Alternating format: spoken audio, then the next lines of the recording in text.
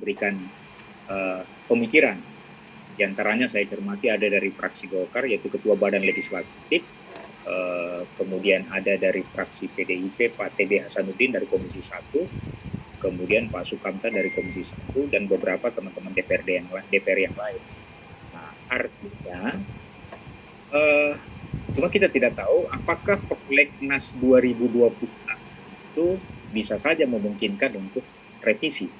Tapi kalau sinyal dari Bapak Presiden sudah keluar, itu berarti sebenarnya sinyal politik juga sudah harus dibuka oleh kerannya oleh DPR.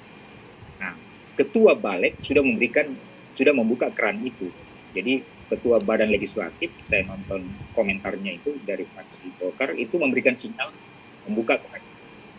Nah, apa artinya?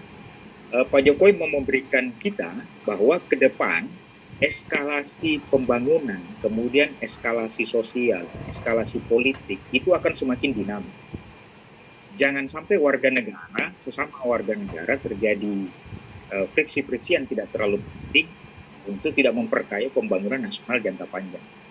Dan ternyata sinyal Pak Jokowi itu dijemput oleh Pak Kapolri dengan kemudian memberikan arah kepada seluruh jajaran di tubuh Polri bahwa pasal-pasal karet yang sifatnya debatable atau sifat perlu didamaikan secara kemasyarakatan di tingkat lokal masing-masing, itu tidak perlu sampai ke berproses secara hukum kalau itu dimungkinkan ada kedamaian di antara yang berkonflik tanda petik dalam pusaran itu.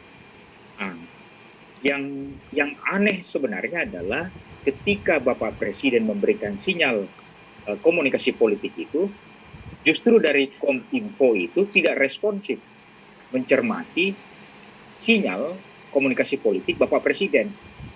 Kenapa saya mengatakan tidak responsif? Sampai hari ini kita diskusi, Menkominfo-nya tidak bicara, gitu. Tidak memberikan visi yang jelas. Padahal dia adalah bawahan Presiden. Padahal undang-undang ini betul. Mengenal langsung ke visinya sebagai Menkominfo. Namanya Menteri Komunikasi Informasi. Justru saya membacanya beliau itu tidak komunikatif, berarti tidak mampu membaca sinyal politik yang diberikan oleh Presiden. Ketika Bapak Presiden sudah menyampaikan itu sebenarnya sinyal politik kepada semua jajaran menteri, terutama Menteri Komunikasi dan Informasi. Nah, 3 hari sebelum kita diskusi ini, ada berkembang di media-media online dan kemudian di TV nasional, saya mengikuti umpamanya juru bicara Menkominfo bicara tentang membuka opsi. Itu kalimat yang paling fatal dikeluarkan seorang juru bicara kementerian, kata membuka opsi. Membuka opsi itu berarti belum punya kerelaan untuk melakukan revisi. Padahal ini mewakili menteri, gitu, mewakili kementerian. Nah, yang lebih aneh lagi, staf ahli menteri itu kemudian berdebat dengan aktivis Sepnet. Sepnet itu mengemukakan ada 9 pasal yang menurut pencermatannya itu adalah pasal-pasal karet yang memungkinkan untuk perdebatan panjang yang tidak penting. Bahkan bisa lari ke ranah hukum yang sebenarnya tidak perlu. Itu perdebatannya kemudian staf ahli menteri Menkominfo itu, kalau nggak salah namanya Pak Henry, itu kemudian berdebat dengan Mbak Ika yang dari Sepnet itu kemudian menyuruh Mbak Ika seolah-olah staf ahli menteri juga mengatakan tidak perlu revisi. Dan kemudian memberitahu Mbak Ika di forum dialog di Metro TV itu mengatakan, ya Anda harus belajar dulu. Waduh, itu kalimat yang tidak pantas dikemukakan oleh seorang staf ahli menteri kepada ruang publik, gitu.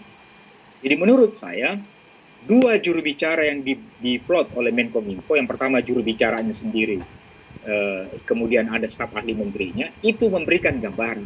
Di tubuh kementerian ini ada yang tidak tepat, ada yang tidak beres dalam hal mengkaji revisi undang-undang ini.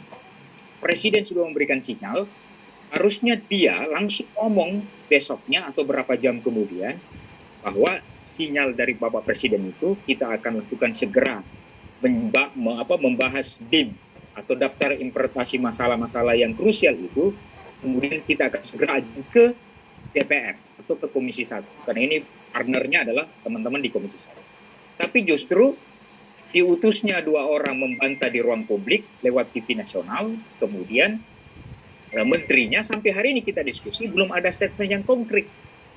Nah, saya ya dengan rasa ya kita sebagai tanggung jawab moral mengawal proses pemerintahan ini semakin kondusif. Ya, jangan-jangan di kementerian itu tidak ada kajian-kajian yang tepat dalam hal membantu presiden dalam hal memberikan solusi-solusi dalam hal mengejawantahkan visi dan misi pembangunan presiden. Banyak peristiwa yang saya cermati secara komunikasi publik, kementerian ini pun tidak responsif